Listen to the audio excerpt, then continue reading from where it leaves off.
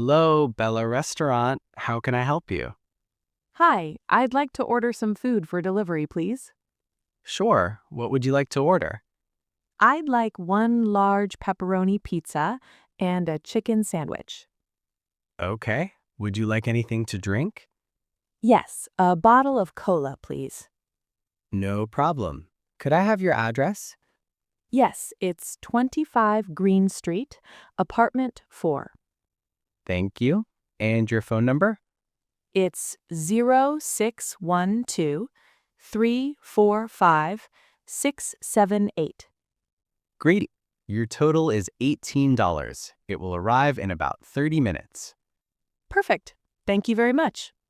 You're welcome. Have a nice day. Excuse me, are you free? Yes, I am. Where would you like to go? To the city center, please. Sure, please get in. How long will it take? About 15 minutes, depending on traffic. That's fine, thank you. Excuse me, Mr. Johnson, can I ask you something? Of course, Mia. What's on your mind? I don't understand the homework. The grammar rules are confusing. Which part is confusing? The difference between past simple and present perfect. Ah, yes. Past simple is for actions that happened at a specific time in the past. For example, I visited Paris last year. Okay, and present perfect? Present perfect is for actions that happened at an unspecified time or that continue into the present. For example, I have visited Paris 3 times.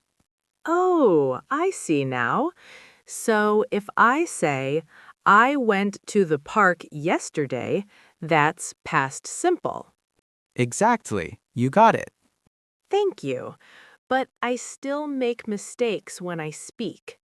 Don't worry, mistakes are part of learning. Practice is what helps. How can I practice more at school? You can read aloud, write short stories, or even talk with your classmates in English. Talking with classmates is hard. They sometimes laugh at my mistakes. Mia, remember, being brave to speak is more important than being perfect. Those who laugh are not confident themselves. I'll try to speak more then. Great, I can help you too. Let's do a short conversation practice now. Really? That would be amazing. Okay, I'll ask you questions. Answer in English. Where did you go last weekend? I went to the park with my friends.